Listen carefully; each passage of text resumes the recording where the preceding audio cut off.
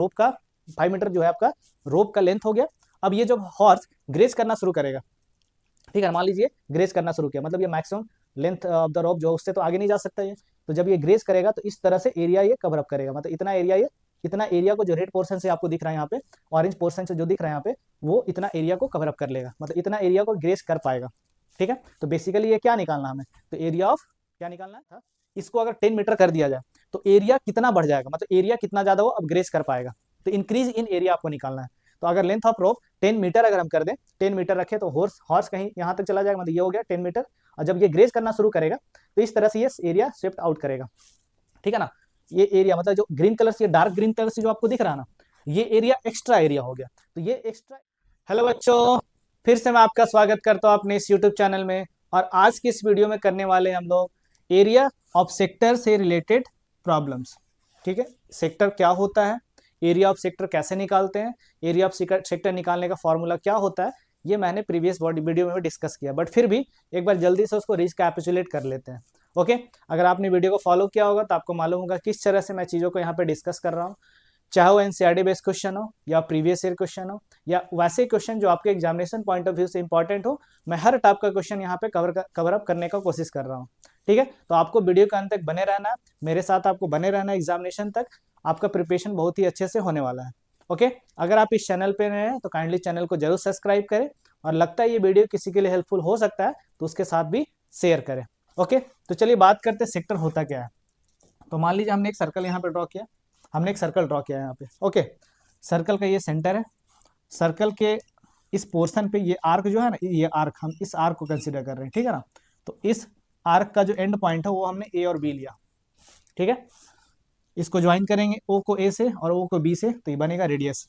तो रेडियाई और आर्क के बीच का जो रीजन है ना, this reason is called sector.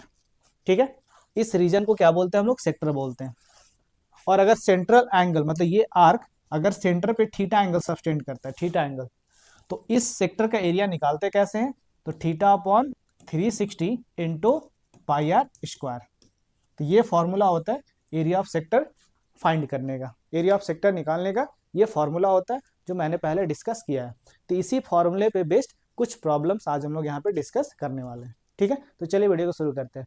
तो ये जो क्वेश्चन है एग्जामिनेशन 2020 में आया हुआ है, ठीक है, 2000 सीबीएसई 2020 का जो एग्जामिनेशन हुआ था उसमें ये क्वेश्चन आया हुआ था। बहुत ही सिंपल सा क्वेश्चन है ये, देखिए इस टाइप के और भी क्वेश्चन आते हैं, जैसे यहाँ पे 5 मिनट में आपसे पूछा जा रहा, फिर पूछा जाएगा 3:05 में, 3:05 से 3:15 के बीच में जो एरिया स्वेप्ट आउट होगा वो कितना होगा। समझते हैं थोड़ा, देखिए क्या ये, length of the minute hand of a clock is 14 centimetre.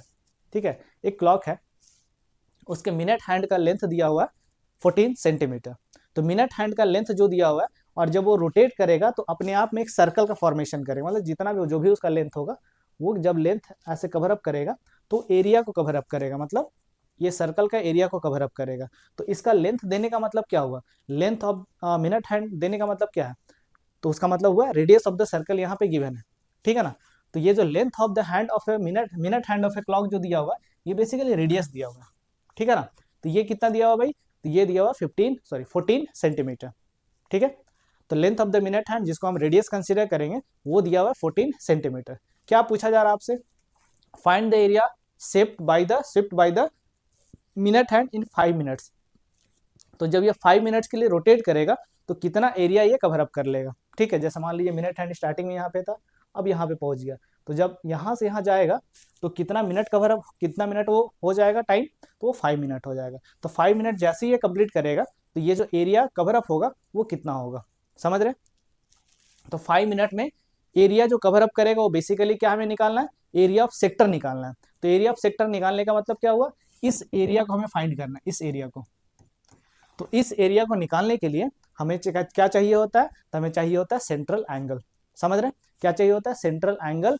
और इस फॉर्मूले में अगर देखेंगे तो रेडियस भी चाहिए होता है, बट रेडियस तो यहाँ पे दिया हुआ है, रेडियस का वैल्यू यहाँ पे दिया हुआ है, बट यहाँ पे एंगल नहीं दिया हुआ है।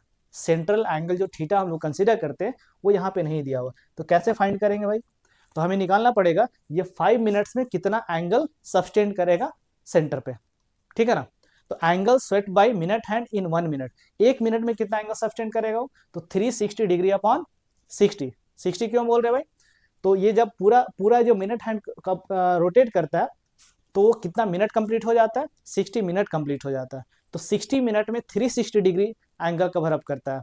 ठीक है, ये जो सेंट्रल एंगल जो फॉर्म करता है मिनट हैंड एक कंप्लीट रोटेशन में कितना डिग्री कितना डिग्री एंगल सब्सटेंड करता है, 360 डिग्री। और जब एक राउंड कंप्लीट करता है तो कितना मिनट कंप्लीट करता हो, 60 मिनट कंप्लीट करता है। मतलब 60 मिनट में 360 डिग्री एंगल सब्सटेंड करता है सेंटर पे, तो 1 मिनट में कितना करेगा, तो 360 अपॉन 60, तो ये निकल के आता है आपका 6 डिग्री। मतलब ये जो सेंट्रल एंगल होने वाला है ये होने वाला आपका 6 डिग्री। ओके, समझ रहे? तो ये 1 मिनट के लिए हुआ है ना, ये सॉरी ये 1 मिनट के लिए हुआ।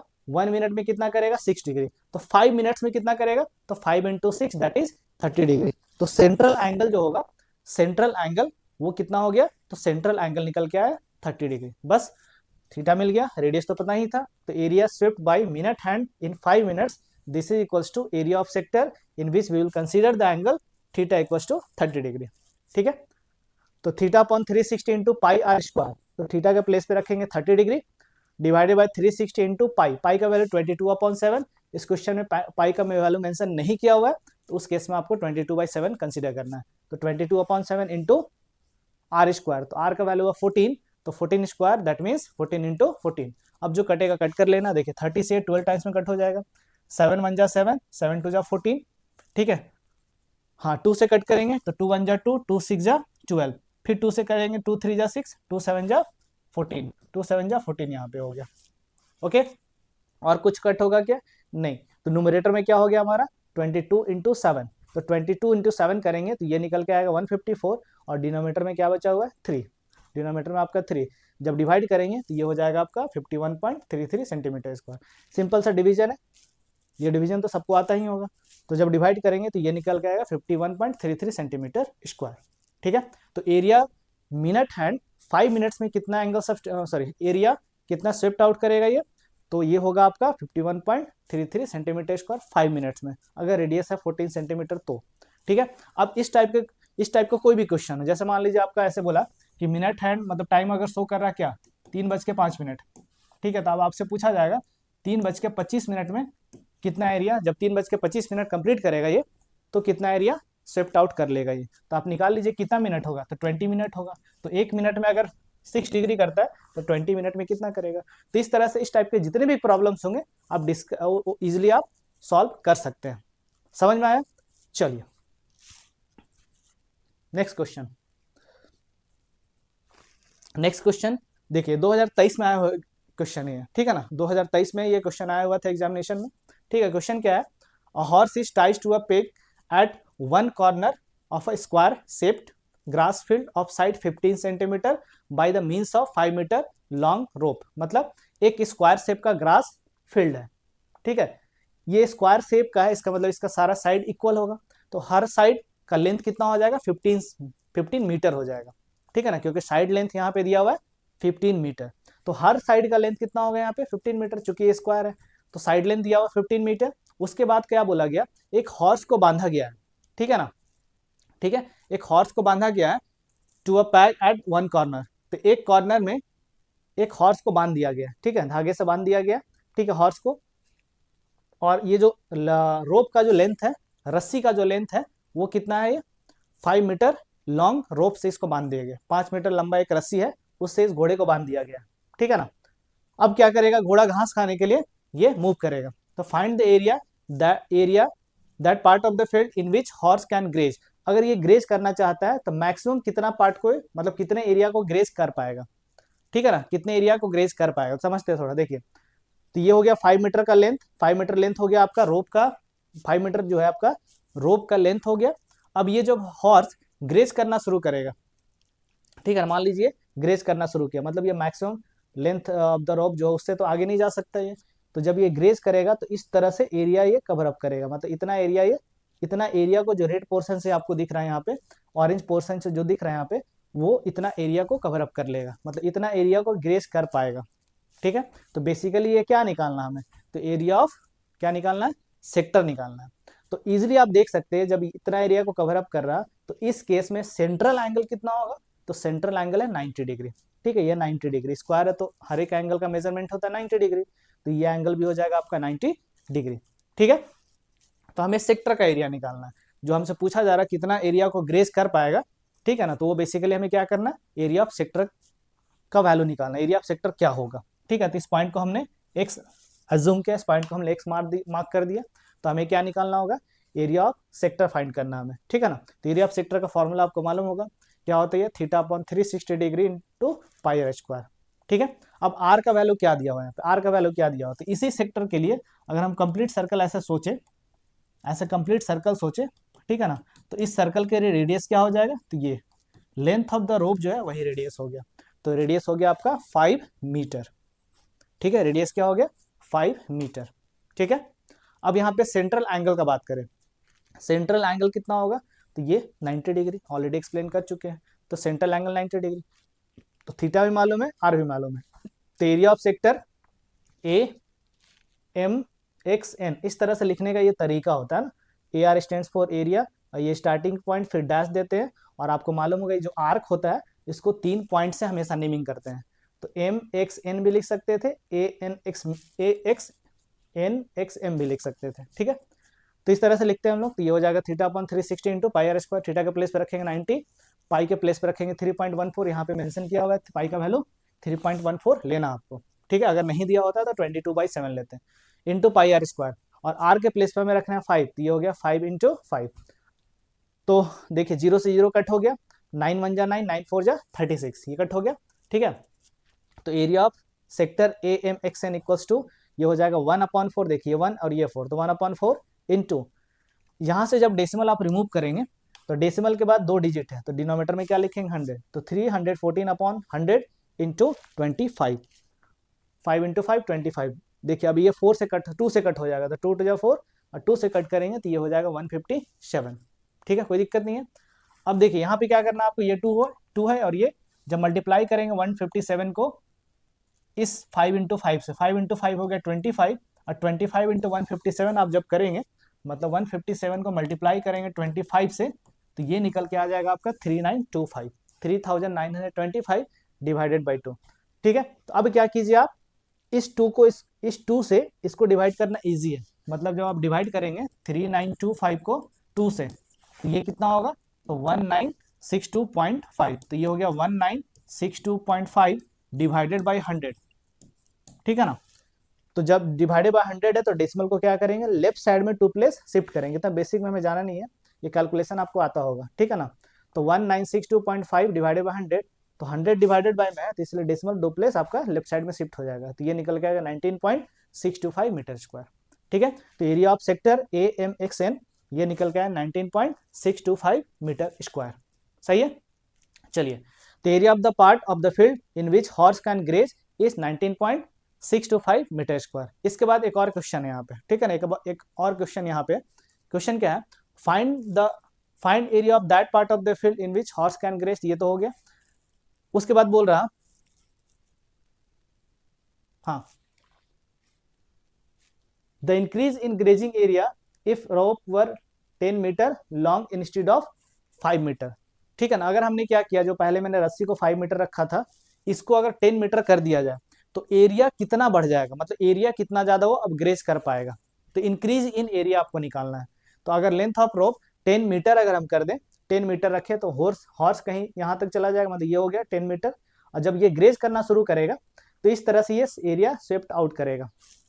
ठीक है ना, ये एरिया मतलब जो ग्रीन कलर से, ये डार्क ग्रीन कलर से जो आपको दिख रहा है ना, ये एरिया एक्स्ट्रा एरिया हो गया। तो ये एक्स्ट्रा एरिया कैसे निकाला जाए, एक्स्ट्रा एरिया कैसे निकाला जाए, तो फिर से हमें क्या करना है, सेक्टर का एरिया निकालना होगा। तो जब इस बार आप सेक्टर का एरिया निकालेंगे, ठीक है ना, तो फिर से हम सेंट्रल एंगल कितना लेंगे, सेंट्रल एंगल वही 90 डिग्री लेंगे, और लेंथ इस बार या रेडियस होगा इस बार हमें लेना होगा 10 मीटर। ठीक है ना, तो जब आप सेक्टर का एरिया निकालेंगे तो इस बार क्या आ जाएगा, तो सेक्टर का एरिया जब आप निकालेंगे 10 मीटर रेडियस लेकर के, तो ये पूरा एरिया आ जाएगा, ये पूरा एरिया आ रहा है, ये पूरा एरिया आ जाएगा। ठीक है, और इस पूरे एरिया में से जो पहले हमने सेक्टर का एरिया निकाला था उसको माइनस कर देंगे, तो ये डार्क ग्रीन वाला पोर्शन निकल जाएगा। डार्क ग्रीन वाला पोर्शन कहने का मतलब इंक्रीज इन एरिया। ठीक है, तो फिर से 90/360 into 3.14 into 10 square, that is 10 into 10, cut करेंगे तो ये हो जाएगा आपका 0 0 कट होगा, 9 1 जा 9, 9 4 जा 36, फिर 2 से कट करेंगे, 2 1 जा 2, 2 5 जा 10, फिर 2 से कट करेंगे, 2 5 जा 10, तो डिनोमिनेटर में जो भी था वो पूरा पूरा डिवाइड हो गया। तो बचा क्या हमारे पास 3.14 इंटू 5 इंटू 5, 5 इंटू 5 होता है 25, 25 इंटू 3.14 जब आप करेंगे तो ये निकल के आ जाएगा 78.5 मीटर स्क्वायर। तो area of sector ASUV, ASUV, तो ये पूरा निकल गया, ये पूरा। लेकिन हमें क्या निकालना था, इंक्रीज इन एरिया। तो इंक्रीज इन एरिया का मतलब क्या हो गया, तो एरिया ऑफ सेक्टर ASUV, तो area of the part, area of sector ASUV minus area of sector AMXN, तो ये इंक्रीज इन एरिया निकल जाएगा, ठीक है ना। तो area of the part of the field in which horse can graze is 78.5 metre square. तो अब टोटल एरिया जो कवर अप कर सकता है ये 78.5 है, लेकिन हमें निकालना क्या है, इंक्रीज इन एरिया। तो ये जो एरिया आपको ब्लिंक करता हूं यहाँ दिख रहा है, ये हुआ इंक्रीज इन एरिया। तो इसके लिए क्या करेंगे, माइनस कर देंगे। तो area increase in grazing area equals to area of sector ASUV minus area of sector AMXN, ठीक है। तो पूरे एरिया में से क्या करेंगे, पहले जो एरिया ऑफ सेक्टर आया था उसको माइनस कर देंगे, मतलब इतने पोर्शन को माइनस करेंगे तो जो बचा हुआ पोर्शन होगा वही क्या होगा आपका, इंक्रीज इन एरिया, ठीक है। तो सिंपल आपने वैल्यू निकाल रखा है, यहाँ पे पुट कर देना, आपका आंसर आ जाएगा। तो 78.5 माइनस 19.625 माइनस जब करेंगे तो ये 58.875 मीटर स्क्वायर आ जाएगा। तो this is the increase in area, ठीक है। तो यहाँ तो कोई प्रॉब्लम नहीं होना चाहिए। तो इंक्रीज इन ग्रेजिंग एरिया कितना आ गया, तो ये आ गया 58.875 मीटर स्क्वायर, ठीक है। तो आज जो भी प्रॉब्लम हमने डिस्कस किया उसमें कोई दिक्कत आपको नहीं होना चाहिए, ठीक है। अभी भी कुछ क्वेरी आपके पास है, अगर अभी भी लगता है कुछ डाउट है तो आप कमेंट करके हमें जरूर बताएं।